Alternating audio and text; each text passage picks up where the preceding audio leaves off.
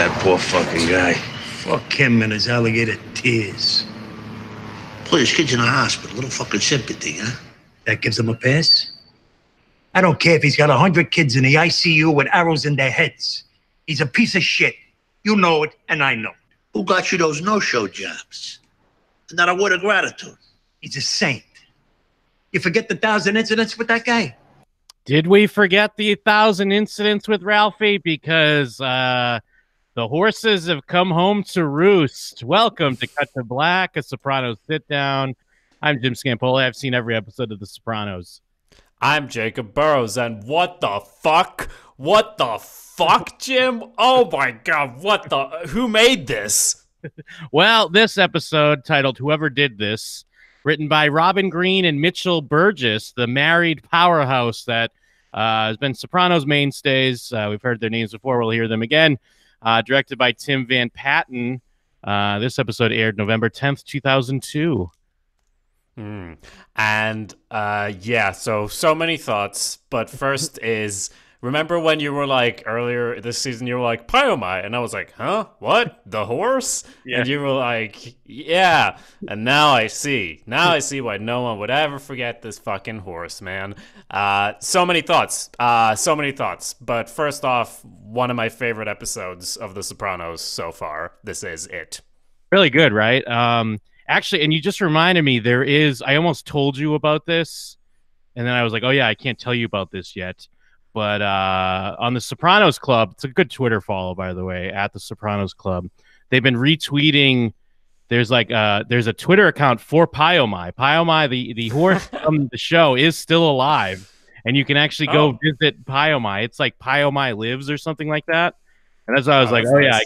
I can't send him that Twitter because then it kind of. Actually, let me pull it up real quick. Yeah, Pyomai is at Pyomai is alive on Twitter. They do. You can. I guess you could set up reservations. You can go visit Pyomai. Maybe Pyomai comes up to you where you could, pet her like Tony does. I imagine. So just so you feel a little bit better. That's so much more wholesome than what I imagined when you said there was a Pyomai Twitter. I thought it would be just like, oh, what smells like smoke? Like, what smells like bacon? Like, that would be it. Like, so that's nice. That's actually pretty nice. Yeah, so like I said, one of my favorite episodes, and not because Ralphie died. I know I've been a major, kill Ralphie spokesperson. But I've preemptively wanted to kill anyone who seems like they might turn on our man Tony. But that's obviously not why I love this episode. If I had to sum it up, why I loved it, apart from the fact that it's brilliantly put together, it's that they make me like Ralphie just in time. Yep. It's such a great way of doing it. And we'll go through the whole episode, but I know his son gets an arrow in the chest and all, and that's all fine. But my first note on the episode was that when he makes that crank call, I was like, oh, they made me love Ralphie. Like, they put that in this episode, and I think that's actually a vital part of it, because it's so funny, and it's such a great way of doing it without making it obvious that, guess what, he's gonna die now. Like, of course, he's not gonna die back when you hate him. He's gonna die now that you like him, Jacob. Yes, and also because it is kind of a common, almost obvious thing to do when a character's on their way out. That's where you want to kind of milk all sympathy or the likability, but it doesn't come off as obvious here. No. I guess it's because, it's been over a season since we were like, give me Ralphie's head. And a lot of people do point out that there was even Johnny Sack has a line earlier in this season, I think, when he's like, I should have let Tony take your head a year ago or whatever it is. So, little hints there. But yeah, it doesn't come off as other shows can do this. And you're like, oh no, why are they doing this with this character? I feel like they're on their way out, but it doesn't feel like that through this one. Cause Sopranos has already been so, I don't know if I say masterful, but they kind of like to play with the anticlimax, so I guess you just get lulled into that, and especially season 4, which I think is kind of regarded as a little weird of a season, especially when it aired live, because there had been such a long break between season 3 and season 4, and it felt like the show was different. But but they do lull you in this weird sense of like, okay, you know, this is what we do now. And then all of a sudden they're fighting over the eggs and things really get amped up. I do want to call out that we did get an email from Spencer about this episode. I'll just say we'll read it at the end, though, after we go through the beats, because he kind of goes through it as well. But yeah. And if you want to message us about your favorite episode or this one or any upcoming one, that's showswhatyouknowshow@gmail.com. Of course, you could also leave your comments in a review on iTunes, and we'll read those out as well. But yes, I think you're right about the lull, or about lulling us into a false sense of security. I did skim through some review of this episode that pointed out that like the biggest fight in this season up to this point is Artie and some French guy we never see again. Like that's the biggest fight we've seen. Otherwise, it's just been cutting around any potential violence. And like if you are a guy who's like, "Where's the mob? Where's the guns? Where's the violence?" This is, I don't know. It's such a great David Chase way of doing this is my summary of it. Yeah, absolutely. So yeah, we start out where in Junior's trial, and then Junior has been this kind of like comedic role this season, and that continues because now it's like what he's complaining about being able to make it for like the early bird breakfast or supper or whatever it is. Like that's a classic old folks thing. They have an early dinner because it's discounted, but then he gets hit with a boom mic because he hears like a female reporter that he like flirts with all the time, because he goes to turn his head, then he gets hit with a boom mic, falls down the stairs and hits his head.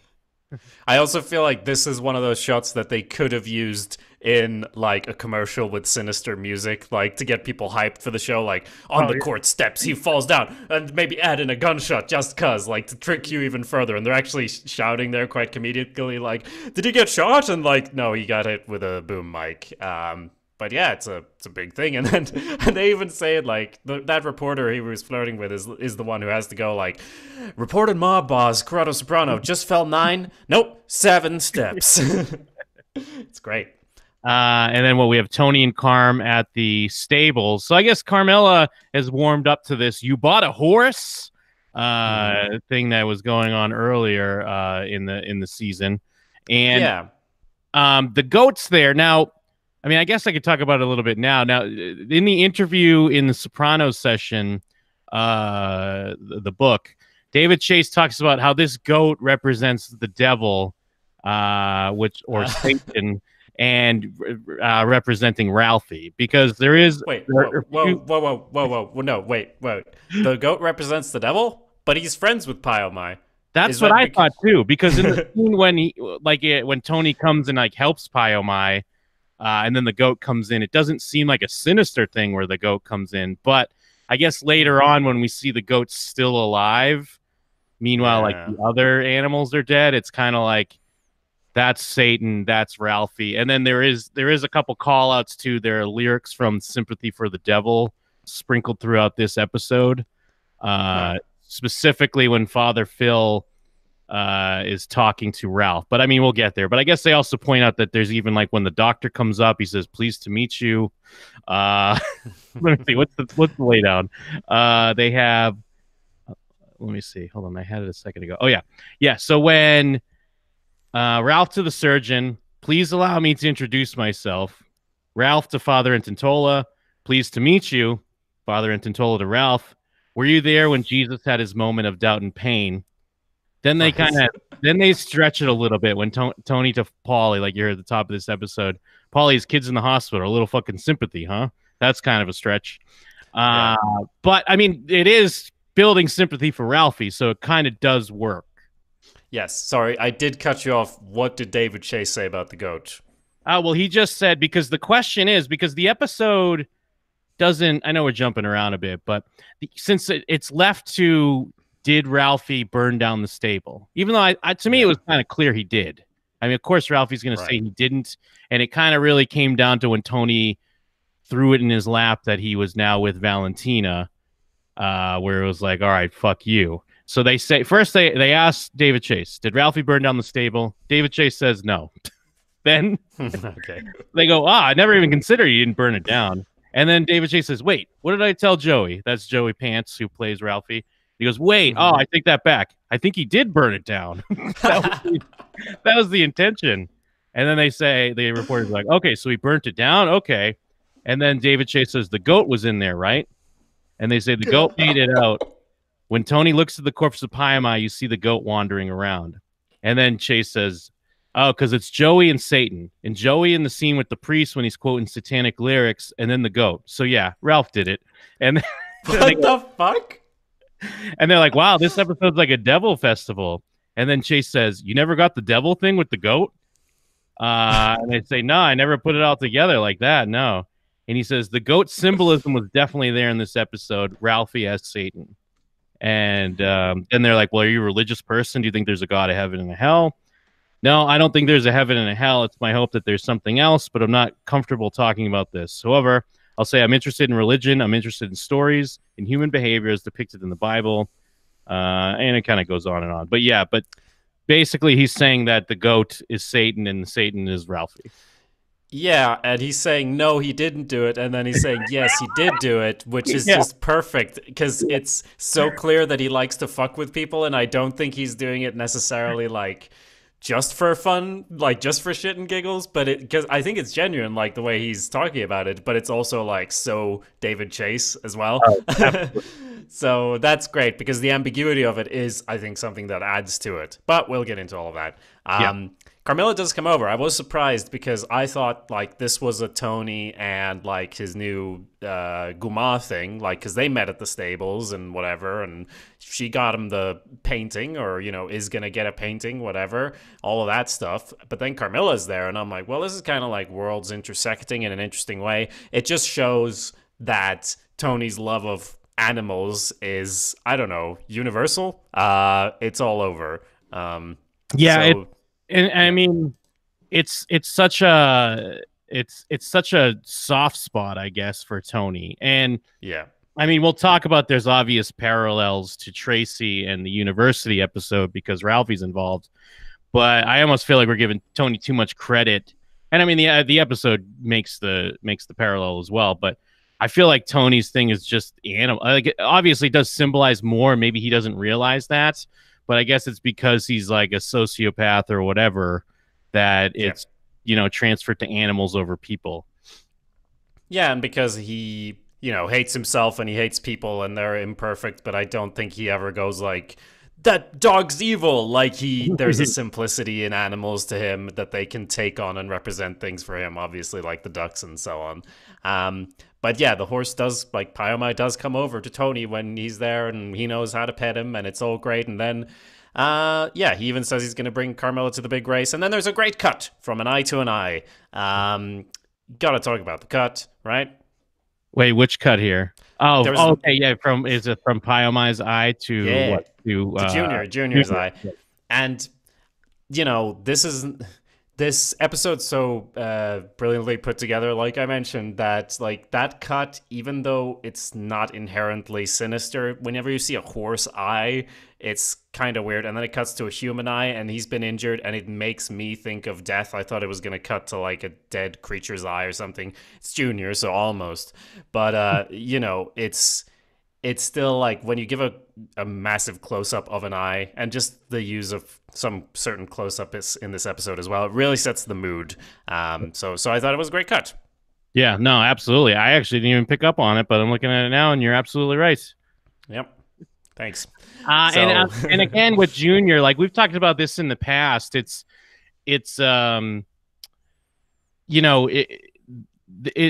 as we go through this episode, because Tony comes up with this idea, they're going to kind of try to exploit this. But as we've seen in the past, it hasn't worked well for Junior to play up his old manness. It's this weird, almost like self-fulfilling prophecy. Yeah, and it's like, I don't know. I'm still even questioning it. Like when things happen in this episode, is this Junior going along with it, or is this like things manifesting themselves? But that's just they do a good job of balancing it. And I was actually thinking the exact same thing about like self-fulfilling prophecy of him like getting out with a medical thing and then he actually has medical issues. And same here, it is ambiguous as well when, you know, he is in the hospital bed at first and he is clearly out of it, and then the next day he suddenly seems kind of better but not really. And then when he goes to ask I mean, again, we're jumping around, but when he goes to ask the neighbors for ice cream, that's clearly real, right? I mean, I guess, but it's such a weird thing. But it's meant to be real, right? I think so, because it kind of, I mean, it is like a perfect chase thing, because the whole episode's about setting it up, but then they're almost showing when they're practicing that Junior's not that good at it. And I mean, I guess they're picking up things, but that seems like such an advanced jump to know, like, to premeditate that. But then again, they are watching, so it does kind of work. So who knows? And I do like that moment where Tony goes to see Junior and he mentions that a guy came by, and then even Tony has to be like, he died, and he's like, I'm talking about his son. Like everyone's like, oh, of course, all right. Yeah, and he's just eating his yellow or whatever. Yeah, so there's a lot of stuff in the hospital here. Another thing about this episode is how incredibly dense it is. I noticed that even before we got to the midpoint, that I was like, holy shit, there's a lot of story happening here. And none of it ever felt rushed to me. But I was noticing like 5 minutes in, like, holy shit, a lot of stuff has already happened here. And then, you know, obviously moving on, we have Ralphie. When his kid eventually ends up in the hospital as well, it's like, what the fuck? It's been like 10 minutes and all of this has happened. So they did balance all that in a great way, and I think it works because of how the season has been up to this point as well. They can put everything in there. Well, yes, and it's classic Sopranos too, where, because yeah, after we get from the hospital, and we have Ralphie, you know, hanging out with his crew, and they're about to prank call Paulie's mom, because they're still talking about the joke, and it's like, oh wow, the joke feels like it's so long ago. But Sopranos does that a lot, where something seems like such a big thing, and then the other characters don't have their like reaction version to it till like 3 or 4 episodes later, because now, and I guess it kind of makes sense where, you know, Ralphie's kind of putting it together and he's kind of right on the money, like who you know has been ratting him out, I guess. And now he's getting his, you know, little minor revenge, where he calls up and he's telling Paulie's poor ma that he's been involved in like, what is it, like bathhouse sex or something, and then he has a gerbil up his ass or something or other, or rodent. I believe it was found in a public bathroom, and yeah, so that was the situation, and it's a really nice. I mean, not only is it funny and in a mean sort of way, I mean, they put it together in a comedic way, but it's also like Ralphie before might have, you know, oh, I'm going to choke Paulie out and do this and that. But he's like, no, he's like, it's rude, obviously, but it's not the end of the world. Like, this would be enough for him, I think, to get his revenge. He'd be like laughing at it. So that's another way of raising sympathy for him here. And then one of the interesting things, again, going back to the book, it's interesting. They were talking about the Ralphie character, and I believe this other dude that's in Ralphie's crew, Eugene, kind of like the tall dude with dark hair, the guy that's not Vito, that he's kind of talking with here. That they actually, as a favor to Gandolfini, initially they had this actor as Ralphie, and I think they mentioned that they shot a few scenes, but it just kind of wasn't kind of playing out for what they wanted. And I mean, it's so hard to not see Joey Pantoliano, or however you say his name, Joey Pants, as Ralphie, but just kind of like an interesting little side thing, because I guess Gandolfini just thought this dude was like a good young actor. He wanted him part of the show. I mean, they still kept him around, obviously, but initially they had him in the Ralphie slot. That's interesting. Yeah, I mean, it's not that he appears like to be a bad actor, but he's not very prolific. Like, he doesn't stick out to you. Maybe that's, you know, how they shot it and everything, and obviously he's not playing a wacky character like Ralph who stands out. But yeah, you're right, it's very difficult to imagine anyone else, and he did indeed win an Emmy for this episode for best supporting actor. So from what I was reading, he submitted this episode and then also submitted the Christopher episode, which Christopher episode has him getting vibrator up his ass, and I guess it's kind of showing the duality of the character, really laying it down. But hey, it worked. Yep, absolutely. So, like we mentioned, Ralphie's then in the bath, and some kids are running around. And of course, I'm like, who are these kids? Like, it's clearly a dangerous situation, but I'm also like, we've not seen these characters, right? Like, or have they been in the show before? No, no, it's classic Sopranos where it's a cheat, but it's not because feasibly he could have this, an Yeah. ex-wife and some kids, but I don't feel like they ever thought he had this beforehand. Like this is definitely a new thing. But it's you can't really tear it apart too much, but it almost is kind of weirdly better that you don't know who these kids are at first, and then you kind of makes the connection, and we see Ralph Cifaretto in such a different light. Like even when he's just rushing out and kind of scared and just not being Ralphie, it really is a jarring vision of this character from what we know. Yes, and it makes sense because he's clearly not in this kid's life. Like his life is not about taking care of this kid, so it's not been important. So that's why it makes sense. Yes, so then we get to the hospital. A great scene where he shows his acting chops. His ex-wife is there. They get into a big fight basically, and Tony has to basically start choking him out right there in the hospital, but like then he ends up like crying all over him, and they're like hugging, and you're like, wow, these guys are best friends now. And it's such a parallel to the later scene when they fight. It almost feels like it's framed exactly the same way, at least a certain portion of that fight. And then just the way, like the Ralphie we know is the Ralph that's staring at the little kid that hurt his son. Even though it was an accident, they're dumb kids messing around. But when he's giving the kid the eye, and Tony even has to be like, Ralph, he's a kid. It was an accident. Yeah. It's weird because you understand that, because any parent would probably have this.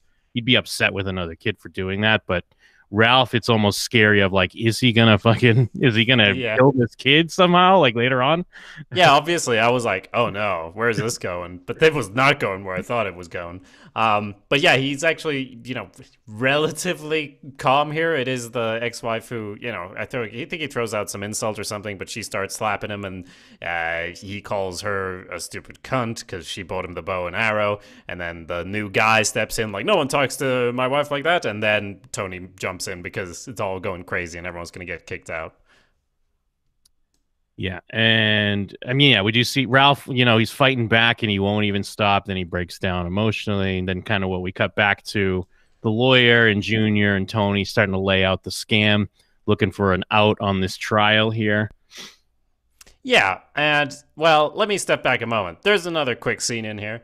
Now, Jim, you got your turnpikes and your Empire States buildings and whatnots, but this, in a way, is also my favorite episode because this lawyer says that he has to go because his daughter is addressing the Irish Parliament. And then in a scene, he is in a hotel room, and in the cheapest way imaginable, they imply that he is in Dublin, indeed where I live. And they go, oh, yes, we're about to get lunch at St. Stephen's Green. And I get this thrill of recognition that I assume any American will get at any point because they're driving past all these tall buildings and whatnot. Who gives a shit about the tall buildings when you know where St. Stephen's Green is? And I may have been to that restaurant that they were going to go to but never actually did go to because they had to fly back and scam this whole situation. So I will say that's why it's my favorite episode. Got some Irish pride in there. Thank goodness. So they were really there, huh? Apparently. I mean, clearly they were in a room. It was really the cheapest way of filming it imaginable. They're in a hotel room and like, oh, we're going to go. I have no idea why this is in the episode that his daughter is addressing the Irish Parliament on abortion issues. But there you go. I don't care. They came to Dublin. It's like I'm in the show.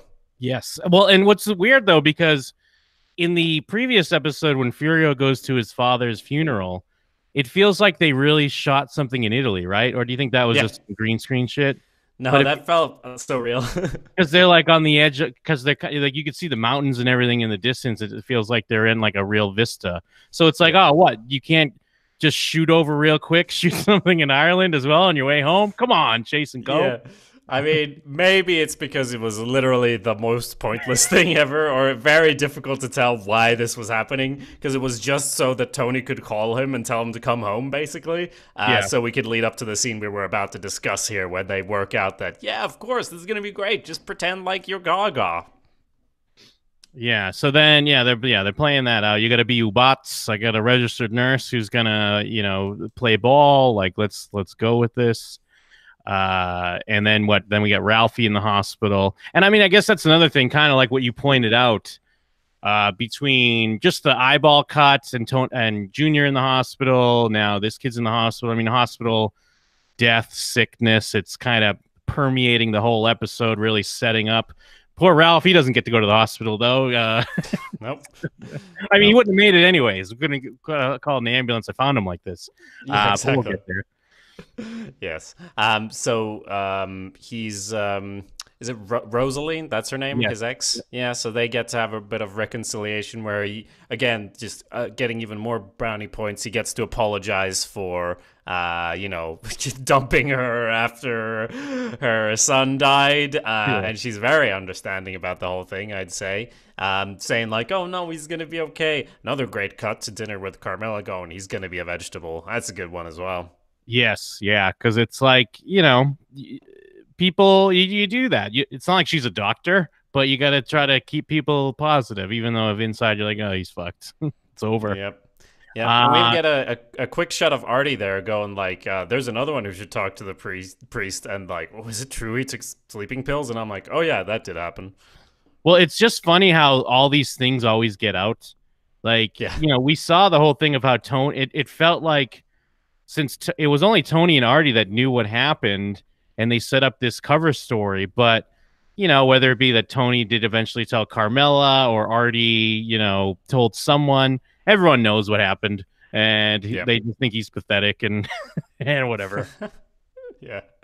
Yeah. Speaking of people thinking you're pathetic, the next scene is with Junior they're trying to teach Junior how to properly behave, like he has been affected mentally by this potential. And so, he's asked the question, what day is it? And he's like, a blonde with big tits. And Tony accurately points out, yeah, that's great. That's really funny. You'll be laughing when you're in jail or whatever, like, because they can actually tell, like, your answers can't just be whatever. You can't just say bullshit. It has to make sense. So they have a little script for him to read out, and like he can't not, like, you can't not know your name, then they'll know you're fucking with them, sort of thing. Yeah, which is interesting because there's certain things like they're really kind of putting the study to it and figuring out what's what. And you'll know your name, but you won't know this, or you'll think this stuff, and they're really doing like studying. They're putting in the work. And then Svetlana shows back up, and Janice tries to have a kind of a reconciliation with her as well, because she found the Lord since then, and now she's got Bobby Bacala. But Svetlana doesn't give a fuck. Yeah, very true. She says great entrance, like, you are boring woman, and walks in. And as far as Junior here in the earlier scene we had just a moment ago, he's like, clever like a fox, I'll be tricking everyone. And then now he's like, you think I'm a source of amusement to you? All my life I've been this, now I gotta pretend to be a drooling idiot. And he brings up his brother, doesn't he? Oh, yeah, he does. Yeah, Eckerly. He brings up Eckerly, how people, the way they treated him and how they looked down upon him. And because someone, I think maybe Bobby or someone makes the joke like, wipe your ass in the courtroom or something, and it's like, I'm a source of amusement. So Junior's great. I always love seeing Junior, and I love seeing his little outbursts and reactions. Yes. So he actually let's see, where are we after this? Ralphie takes Rosalie's advice and goes to see Father Intantola. And I'm not a religious man either, but it's a shame he didn't do that confession, right? I mean, he had a chance to do it, and he said, no, I got to think about that one. Bad timing. Yeah, that's true. That would have been perfect timing for him. And again, we're further seeing this different side of Ralph. And I mean, this tragedy is really making him more of a sympathetic, fuller character, I guess, not just the crazy wacko that beat a woman to death for, laughing or calling him not a man or something. And then it sets up the next scene. I love the moment. We got our typical Sopranos scene where Tony's hair is all sticking up because he just rolled out of bed.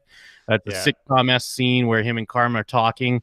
And then when AJ comes down and they both have this knowing moment of like, thank God our kid is not in the hospital. And Tony can't just say like, look, I love you and hug him. He has to be like, hey, come here, and do the fucking like fake wrestle. And then it turns into like a hug and a kiss. Like, I don't have kids. So the most I can relate to is when I see like sad dogs on TV. And then I'm like, come here, my dog, get over here. Right. Yeah, no, I imagine it's pretty much the same. And I also thought, this was incredibly touching, sort of, and a great scene in general, because they get to have that moment of like, oh, this little kid. And it's like Tony's almost like, he's overwhelmed with emotion. He's almost going to cry, it looks like. But of course, he's not expressing himself that way. So he has to go the route of like, you fooling around with Blondie? Huh? Is that what you're doing? Huh? Oh, look at this girl. Like, and then actually like showing real affection there. And AJ's just like any teenager, like, can I go now? Well, and it's interesting I have too. calls to make. Because, and then I try to think of moments like that when I was a teenage kid. And I'm sure there were plenty of moments where my parents just wanted to be like, oh my God, you're my son and I love you. And I was probably just like, whatever, get out of here. Like, what are you talking about? Yeah. Well, to be fair, if your father is Tony Soprano, it's like you're like, show it more often, or like find other ways of expressing your feelings, Tony, because it's or I'm gonna go, what, I have calls to make, okay? Like, it doesn't make any sense. This is carrying me now. And then I guess it should be called out, Carmela is wearing a Columbia University shirt, kind of for no reason. And I mean, I guess the episode with Tracy is called University. There was the connection to Meadow, the parallel through that. So I feel like it's probably a deliberate thing there, just a small little nod. What's the significance of it being Columbia University? I don't know which one that would be. Does that matter at all? Does Meadow go to Columbia? I think Meadow does go to Columbia. Okay. Or does he go to NYU? But either way, it's just the university. Yep. So next scene, Ralphie shows up to make a payment to Tony. Tony is, of course, eating at the start of the scene, but that goes without saying. So he shows up to make a payment, and I think it's like him, he wants to get into a routine. He like, I had to go rough this guy up. Like, he has to like do something to feel like he actually says like, at least I'm good for something. And they always say he's such a great earner, which comes into, the next scene as well, where Tony is like explaining to Paulie like, look, this guy is such a great earner and so on. But he also, more importantly, breaks down in this scene in front of Tony.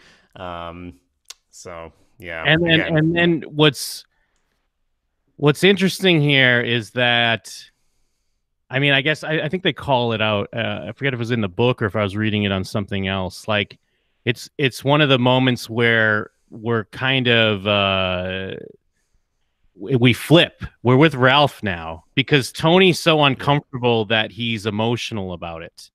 But so Tony's being a dick, and then Tony does drop this shit in his lap about being with Valentina now, like in this moment, because he also knows that with dealing with all this other like real world stuff, like with his son, and I guess coming to grips with who he is in relation to like, am I being punished? Like, there's definitely a lot of thought there.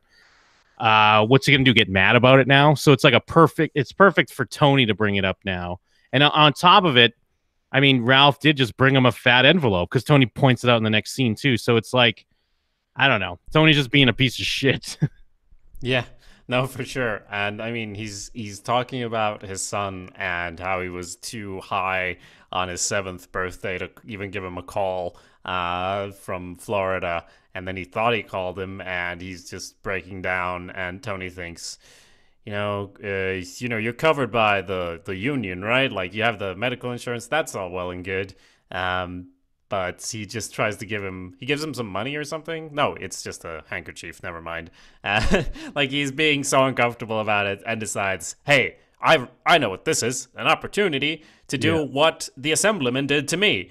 I'm sure this won't have negative consequences, just like it didn't for the assemblyman. I'll do it right now. Great. And I mean, going back to, I mean, obviously so many great performances on The Sopranos, but you do see a change in Ralph. Like there's a nice little change in how he's acting after he gets the news.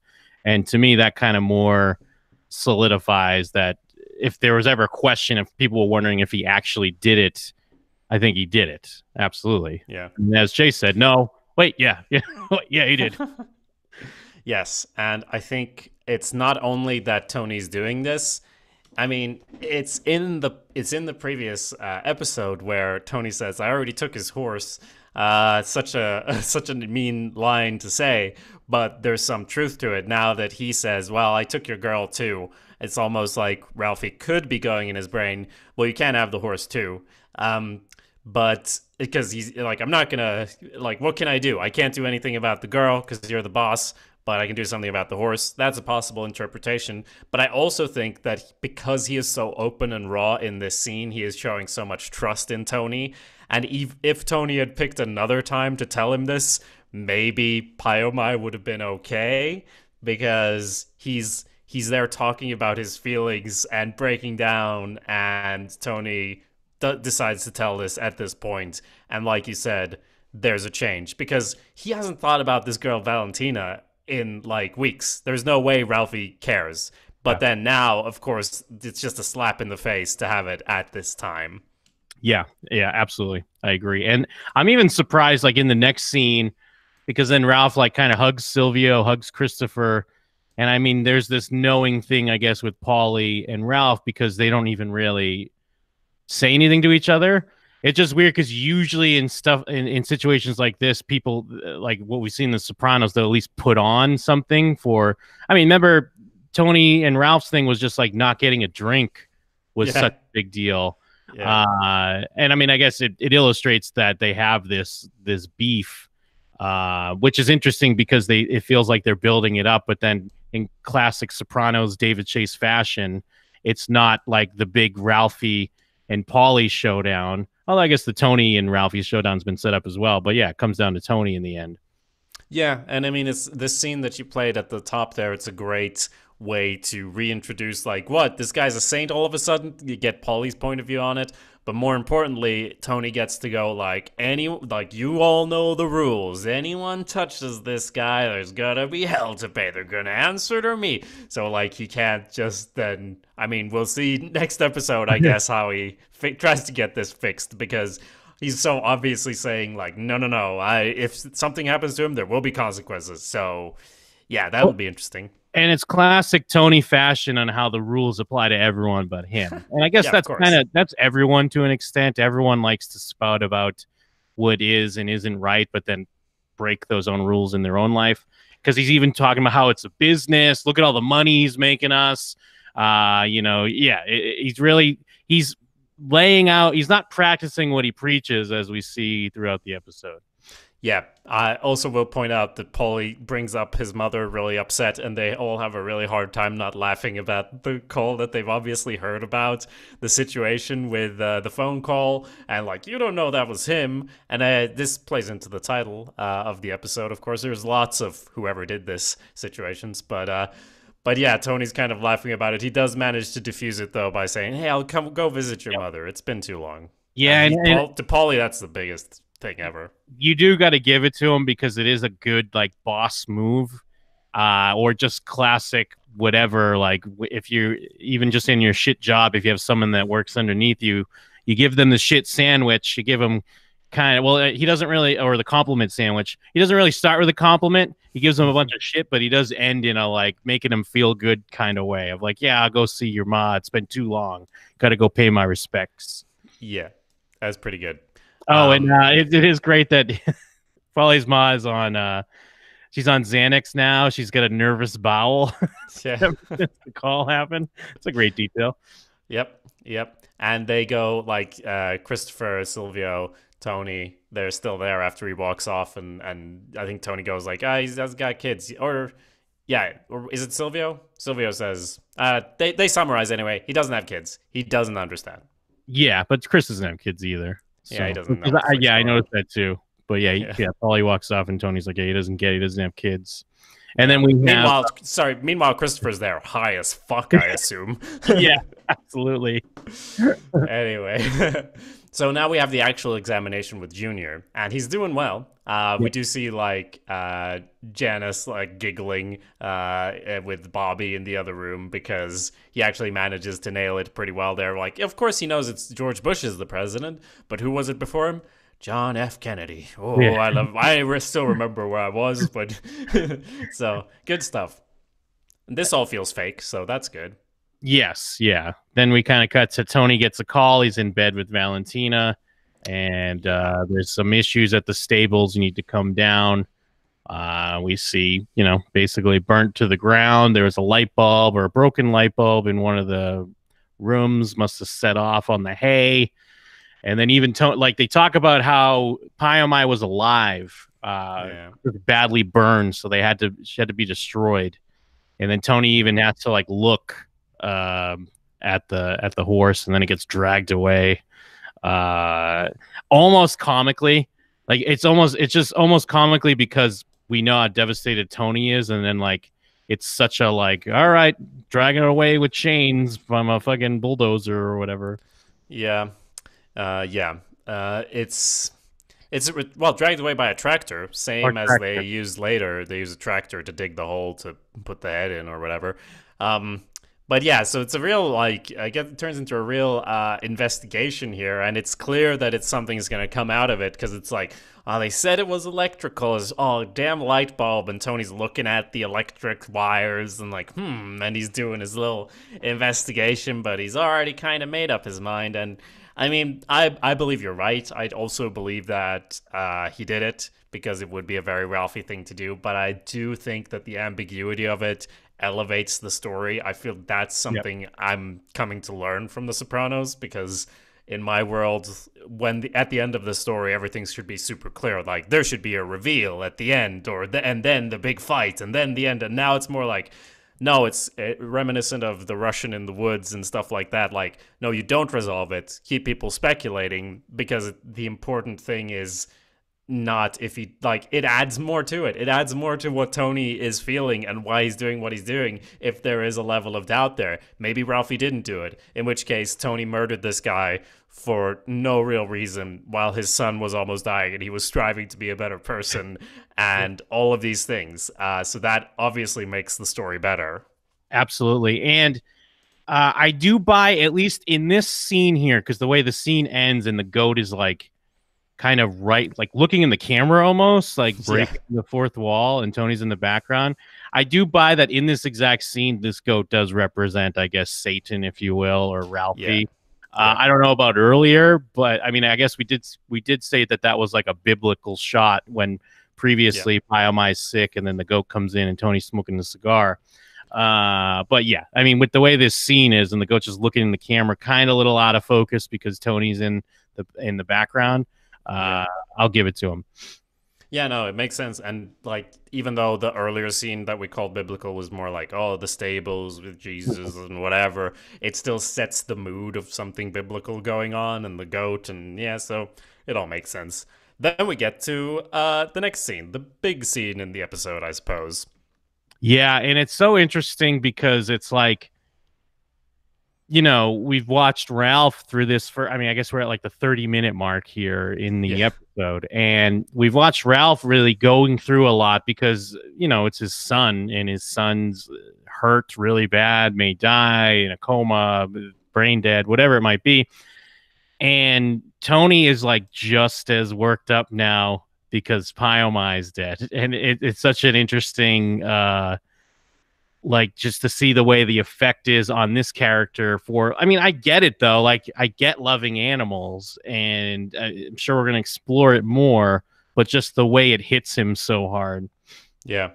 And he breaks the news, supposedly to Ralphie, who does a good job. Like, if he is faking it, he does a good job, but he's not devastated. Maybe if he was actually as devastated as Tony. He would have like believed him when he said that it wasn't the case, but then of course he's not going to be because his son's in the hospital. This is not a big deal to him, just like Valentina being off with someone else isn't really a big deal to him. But I still buy that he would have gone like, oh, I'm trying to be better, I have all this stuff, but like he can't have the horse too. Yeah. And I need money right now actually as well. So you know, I still buy it. And this scene, the way it's shot, I didn't obviously see coming that he was gonna choke Ralphie to death on the floor. Not really. Because they've had so many like scuffles in the past. Even when they were fighting, I was like, they were wrestling around at the start of the episode. I'm sure they'll be pals soon enough. But they do build up to it in a great way, just especially with like the shots of him cooking and stuff. It really starts to feel tense, the way like Tony's eyes sort of drift here and there, and I don't know, it's a great way of building up to it. Absolutely. And there's this thing, I mean, I can't get into too many of it, but there's this recurring theme or theory around eggs and what eggs symbolize to Sopranos. Because as we know, Ralphie is making eggs here, and then when Tony shows up and kills him, I'm just trying to see some of these, because there's other eggs coming up. I mean, I guess this is a spoiler, is that eggs play a part. I guess Carmela's making eggs in the scene prior to Mikey Palmisi getting killed. That's kind of a stretch, but I guess there's eggs there. I'm trying to see. Okay. Well, sour cream. What about sour cream? Because it's a secret ingredient. Justin loves putting sour cream in there. Tony's having eggs in the diner when he sends Chris to murder the cop, the one for his dad. Yeah. Arena offers to make egg salad before Tony beats Zellman with a belt. Richie offers to make Tony eggs when Tony finds him sleeping in Janice's house, and then he's shot by Janice a few episodes after that. That's kind of a stretch, I feel, as well. Yeah. Like, people eat eggs, it's a thing, but I guess I'll reserve judgment. AJ offers Carmela a poorly made poached egg in the episode College, the one where Tony kills that the man he finds. Those are totally separate incidents. Yeah, they are. Let's see. I just want to see if there's a few more that we've already seen. Angie drops a carton of eggs just before Pussy leaves to kill the Elvis impersonator. I've totally forgot about that, but yeah, okay. Right, eggs. They're eggs. I mean, they're like skulls. You break them open, we get it, right? That would be the symbolism, at least up to this point, then, right? I mean, Carmela offers Furio some eggs right before he goes back to Italy to see his dying father. Okay. But that's just code for let's fuck, though. I don't think Ralphie's using the same code here when he offers Tony eggs. Before Janice got her call about her mother's funeral from Tony, she offers her young boyfriend... she tells her young boyfriend to eat his eggs. Right. Jim. In the Jon Favreau movie, one of the dying female characters mentioned never having an egg cream. I don't care about the eggs anymore, Jim. Can we... Hold it real quick. After Chris wakes up from being shot and before he tells Paulie and Tony about the 3 o'clock warning, his mother tells him that he'll bring him peppers and eggs. Okay. But he was fine, though. Like, he's still alive. Janice and Richie bring Junior salami and eggs right before Richie and Junior discuss taking Tony out. Yeah, still another one is still, he's not dead, though. But okay, yeah, right. I get it. We got eggs. There's more. We'll get to them more as we get to them. But yes, okay, back to this scene with the eggs. Yeah, and also the murder. Yeah, no, for sure. It's a great way of doing it because Tony has already made up his mind. Sort of, they're having 2 separate conversations at the same time, where Ralphie's talking about what's important in his life, Tony's talking about what's important in his life. It's kind of this classic where we're talking at odds, talking in different directions, and until the conversations crash together, where Tony actually outright accuses him of cooking that fucking horse alive, and he goes, "No, I did not, but so what?" And he says, "Oh, we're gonna get 100,000 apiece and blah blah blah." So it seems like he's thought about it, which is another indication maybe maybe he did do it. But yeah, so it all escalates. They fight. Well, and Ralphie dies. Real quick, and this is kind of like a loose connection, but the last time we saw Ralphie giving cooking advice and kind of give his like here he gives a secret ingredient, sour cream. But before, remember when he was like you put the a little gravy in the pasta, turn the heat up, mix it around. Isn't that like right before he gives Jackie Jr. a gun? That's true. That is true. And I do still do that with my pasta. So Yeah. maybe I need to try the sour cream and the eggs, man. Then I'm gonna get murdered for having eggs. And funnily enough, it's also like the reason Tony hits him. It's like the last comment before then is Ralphie going, "So what? You're fucking vegetarian? You eat salami by the truckload," and then that's when Tony punches him. Yeah. And what a great fight scene, because I mean, there is obviously like Tony's like a hulking man. He's bigger than Ralph, but the way it's laid out, because like what Ralph's trying to hit him with the pan, and he like sprays Raid in his eyes and shit. It's like it's brutal, and you could see why they're going toe to toe here, and Ralph's not just like immediately taken out. Yeah, and I mean, it's like he starts with like trying to hit him with the pan, but then when he goes for the knife, I'm like, holy shit, this is for real, because there's like a knife being thrown around now, and then like you said, the Raid, which I don't know what that is, but it's not. Usually, you get sprayed in the eyes. It's not good. Yeah, it's bug spray. It's just side basically. Yeah, I figured. So they end up on the ground, and Tony's yelling, "She was a beautiful, innocent creature. What did she ever do to you?" Jamming him into the floor. And you might wonder, what did Ralphie ever really do to Tony? Like, yeah, he's hurt other people, but has he ever really done anything bad to Tony as such? Well, the whole everyone's drawing the line is that he's talking about Tracy. But again, I feel like we're giving Tony too much credit there, because Tony could have done something then. And I mean, when he looks in the mirror at the end, there is a picture of Tracy on the mirror in the Bing, and he does look at it for a second. So it's definitely there.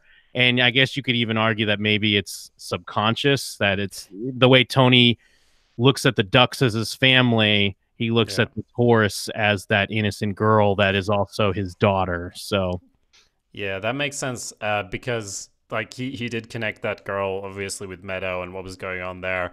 And I was also going to say, if that's happening, it would be subconscious. I think the wording is appropriate, because he goes like, that beautiful innocent creature, you never did anything to do, you murdered her.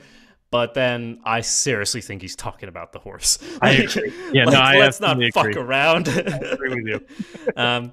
But yeah, maybe subconsciously, because I feel when he looks at that picture at the end there, he looks surprised. He's like, oh yeah, maybe I did do a good thing. It's not like, yeah, finally got your revenge. He's like, oh yeah, you were alive and you're not, and now Ralphie's not. All's okay in the world. And kind of like, I mean, they had that scene, I forget, it was like a couple episodes ago when Silvio was like, yeah, he beat up that girl over, what's it called? Like, even he couldn't remember it. Didn't he? Yes. He beat someone up. Yes, over, I don't remember. What was it? And then we were like, yeah, what was it? Like, yeah, what was it over? Yeah, so Tony's the same, basically. Then he, like, throws up a bit. He's splashes some water on his face. Burns his hand on the stove that's still cooking. And it's, like, this fight is like 5 minutes or so there's still like over 20 minutes left. The meticulous cleanup process is basically the rest of the episode, and that's also done in a great way of showing how violence, that will happen, but it's actually like, but then you gotta hang around and watch TV while you wait for it to get dark so you can get the body out. It's good stuff. A really good precursor to Breaking Bad. I was thinking of that as well. Because is it like basically the first like 2 episodes or 3 episodes or whatever it is, just getting rid of the 2 bodies or whatever. Yeah. So a really nice precursor to that. And then of course Christopher's shooting up, gets the call from Tony, call me back. You got 3 minutes. Call me from a payphone, and he just passes out. He just passes out. Calls him a half hour later. Yeah, and goes like, not Carmilla. Adriana put my keys where I couldn't find them, which is a weird way of wording that sentence. But yeah, he does show up, and this is a great episode, because this is also where Tony gets to see through the bullshit and actually see you're high right now. Like, he gets, so like, I guess murder makes his vision clear up, because he's looked at Christopher with rose-tinted glasses, and then he actually can see, are you high? Can you even do this? And he is very clearly high. So yeah, well, but then we should play a little of it, because of course a favorite amongst Sopranos fans is the "I did dance," but also it's a great culmination of like you know, we've been like, oh, Tony, what are you doing? Like, we understand this plan you keep telling us that you want Christopher to be your main contact, but you're not seeing what's happening here. And finally, like, not only do we have this culmination with the Ralph character, but now Tony has to finally like look in to the choice he's made. But yeah, let me play a little of this scene real quick here. Oh. I found him like this.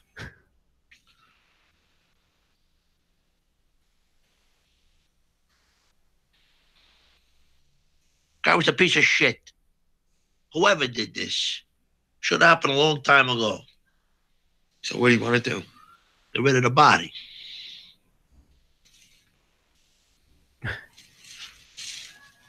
Tried to move him myself, but actually, I don't want to cut in real quick. You got to give it up to I'm spacing on Chris's the actor that plays Chris. Oh, Michael Imperioli. Like, I feel like he just gets high, I guess. He just does heroin because he's gotta, right?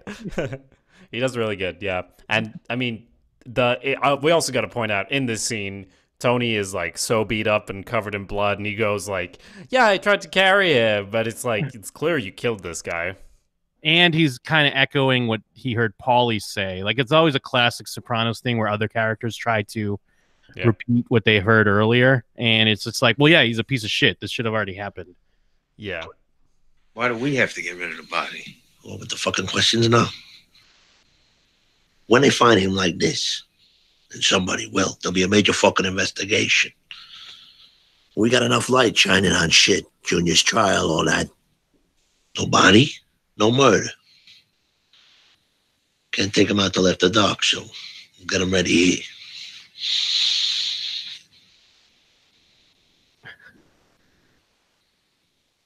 What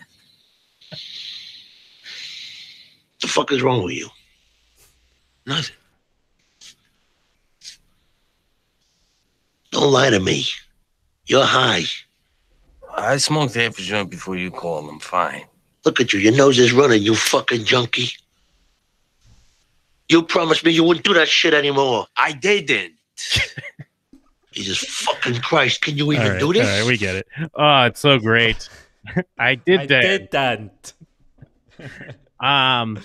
But yeah, like, and I guess, what does he say? They're going to shine some light on this. I mean, in the end, he does walk out into the harsh light of day. I suppose that's kind of a connection there. But yeah, great stuff. And now, you know, he's got to deal with this junkie Christopher that's his heir apparent here, next in line to take over this family. Yep, and it's one of these personal jobs where, you know, he would usually delegate something like this, obviously, but now he's getting his hands dirty, quite literally, because he has to, because it's his mess to clean up, and he doesn't want anyone to know. If anyone should know, it's his right-hand man who can't even light a cigarette because he's too high. So yeah, they, you know, have to just sweep up the mess, chop the fella up, figure out that he was wearing a hairpiece the whole time, which biggest revelation of the episode for me. I guess I'm just as blind as Tony when it comes to Christopher's drug addiction. I didn't see this, so it's pretty big news. Pretty biggest event of the episode, some would say. Yeah. I mean, I just know because I've seen him in other stuff with a bald head, and it's great to see like how mundane. You know, because after they cut his hands off or whatever, then they're just kind of chilling down on his couch. Tony's eating peanut butter. They're just watching a movie, you know, just waiting for it to get dark. And then they even have to have a moment where, you know, the phone rings and we hear the voicemail, but we don't hear like whoever leaves the message.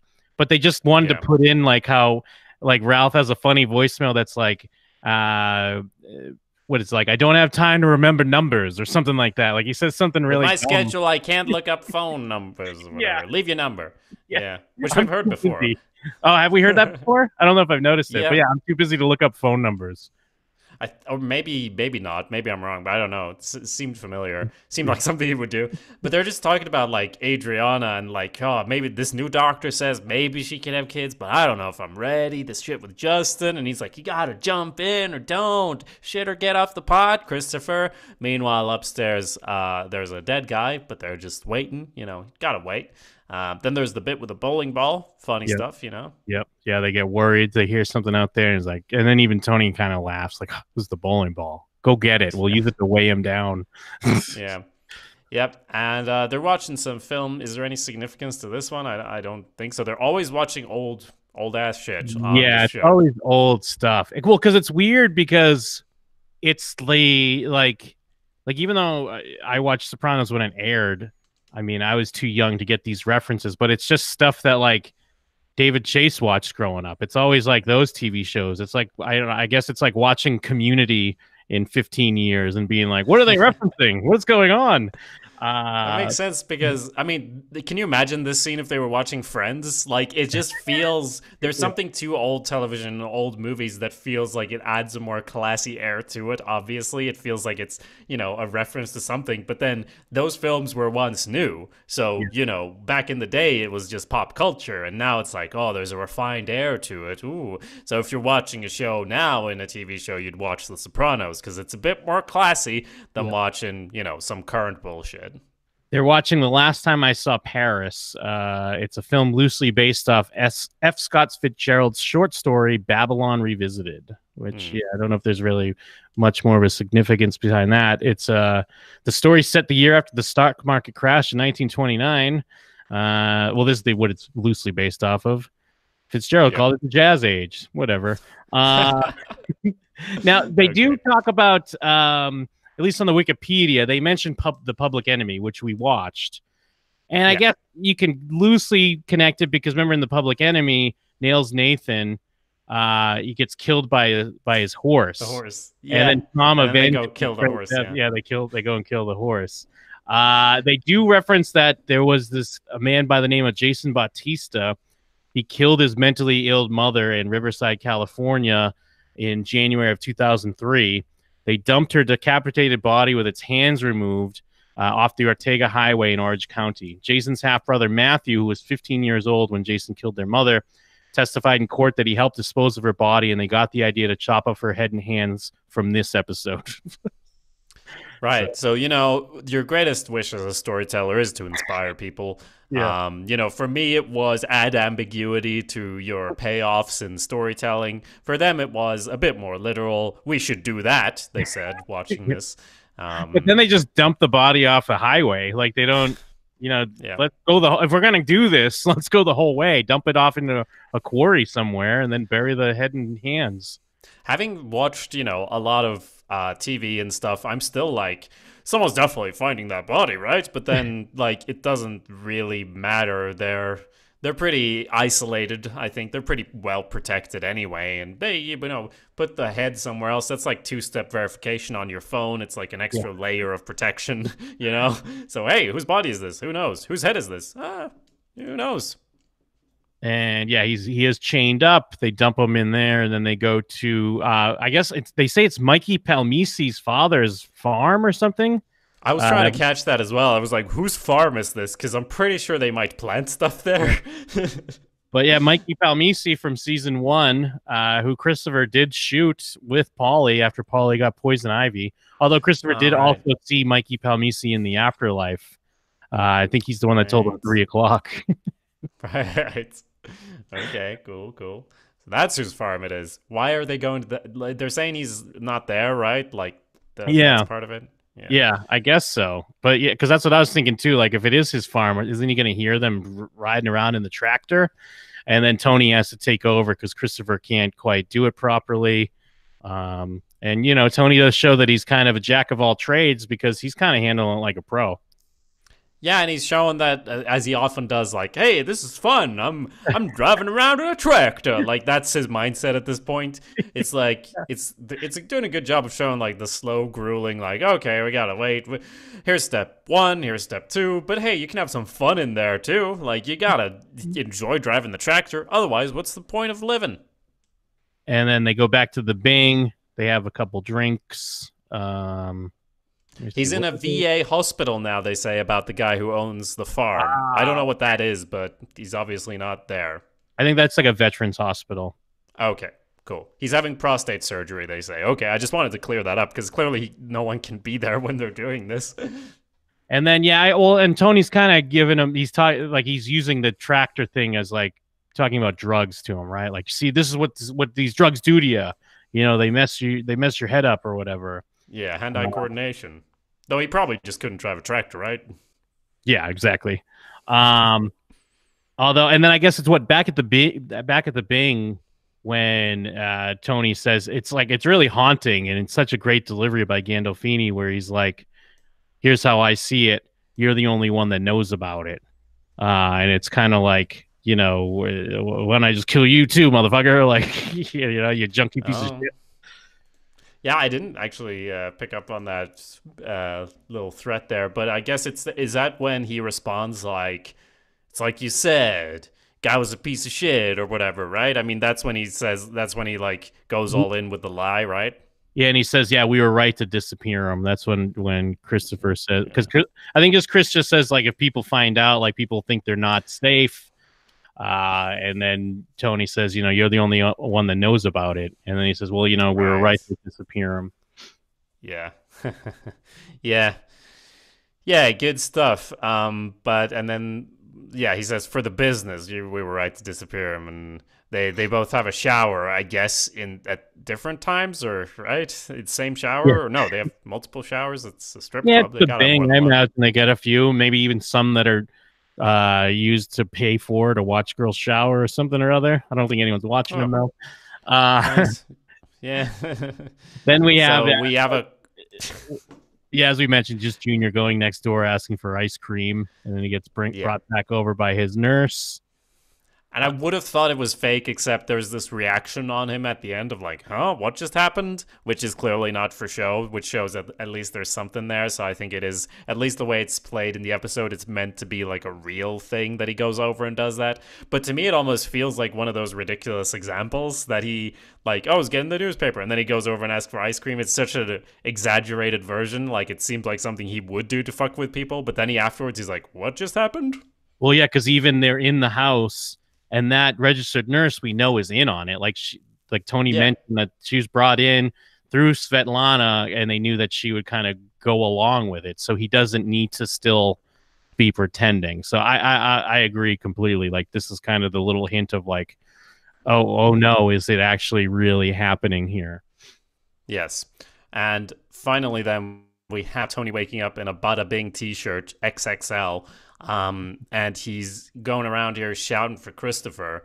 And I do love this scene because, well, obviously he sees the picture as well, so to bring back some memories there. But I love this scene because this whole sequence from Ralphie dying, it's been such a contained thing. It's been this, like, this is our little secret, and after this ends, it's implied we're never going to talk about this again, and it's going to be a thing. And he goes around like calling out for Christopher. He's still in this moment where Christopher, it feels like he got out of there as soon as he could, but it's the dim light here of the closed down shop and him wandering around. He's still fumbling through this world where he killed Ralphie and disposed of his body, and then he goes outside, we get overexposed, and it's a great way of like cutting off that whole sequence.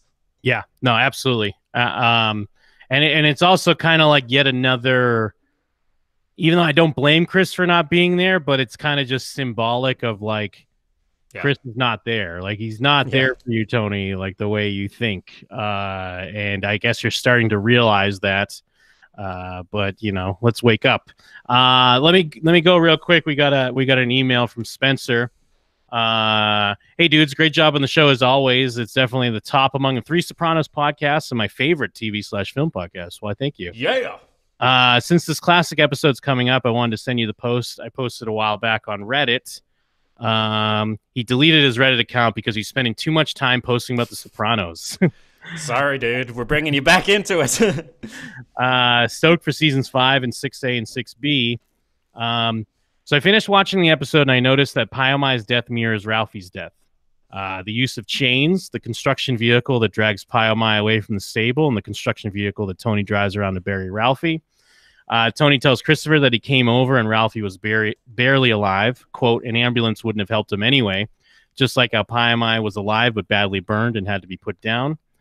My new theory is that Ralphie did burn down the stable because Tony's murder of Ralphie, the subsequent denial, and the way he covers it up, fill in the ambiguous blanks left by Ralphie. If the deaths of Pyomai and Ralphie were mirrored, then maybe it means that Pyomai's death was intentional because Ralphie's death was intentional. Some other interesting quotes that might be of interest. Quote, take these out back later and burn them. Tony referring to their clothes. Tony tells Christopher, and we got enough light shining on shit already. I stole this from actually. I had mentioned that earlier. The official cause of fire was attributed to a light bulb malfunction. Furthermore, Pyomai had to be, quote, destroyed, not euthanized or put down, but destroyed. Ralphie's body is dismembered by Tony and Christopher. There's also a connection to University right at the end when Tony's looking for Christopher at the Bing. It shows 2 empty spotlights. It looks just like the intro to University when Tracy's dancing. Tracy was deliberately killed by Ralphie, and Tracy's tied symbolically to Pyomai. More evidence that the fire was deliberate. Of course, there's no 100% answer in the episode, but it seems a lot more convincing than I previously thought. I didn't notice any of this stuff until like my 9th rewatch. Yeah.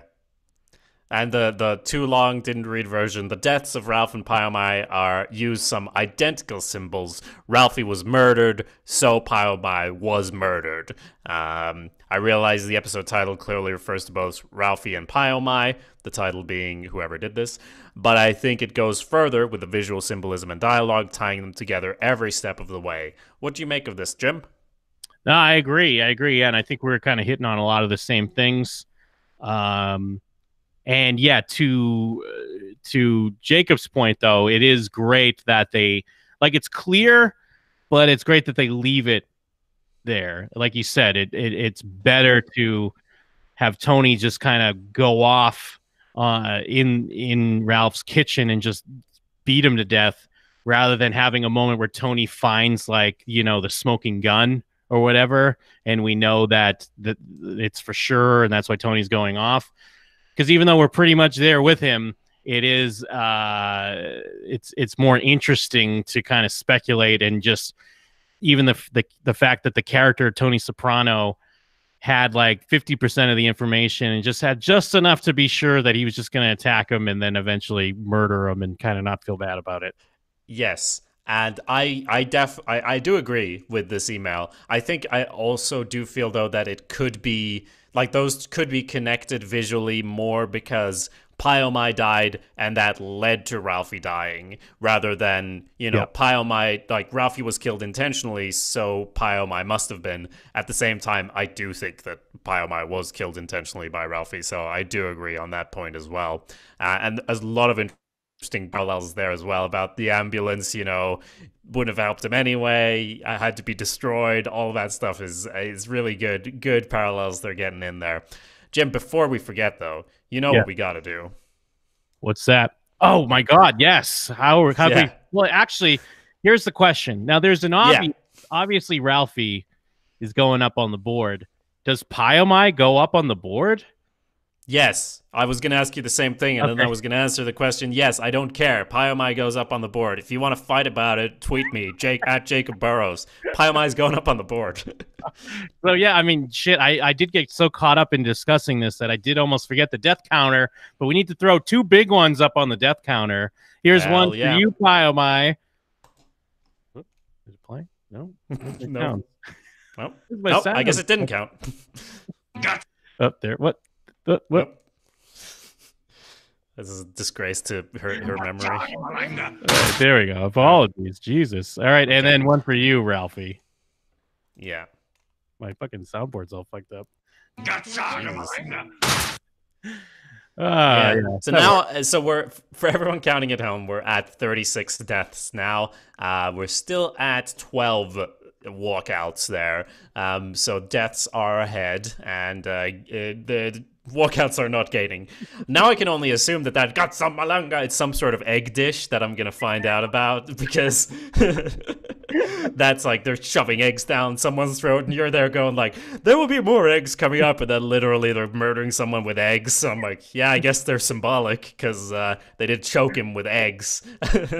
Oh man, have you seen this show before? Oh geez. We'll see. Okay, I mean that's this episode. What a great episode. I do understand. I feel like this is one of those episodes where now I've seen more of The Sopranos because I know the arc of Ralphie, you know, if that makes sense. Because before I was so in it, like last week Ralphie could have been in it till the last season. He could have been the one to kill Tony, you know, based on everything going on.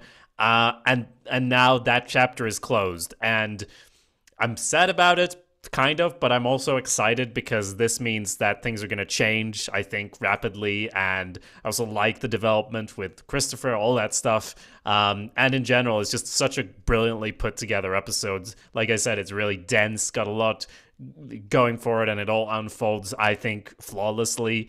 Even the stuff with Junior, which feels disconnected, it all just adds to it, and none of it feels rushed. The pacing's great, it's put together great. So it's like the whole season makes more sense to me now, and the whole structure they've been going for makes more sense having seen this, because I'm going episode by episode, so it's like, here's another scene where they're doing this, and now this is not just a payoff of Ralphie, it's a payoff of how they've decided to lay out the past 2 seasons. So I really enjoyed it.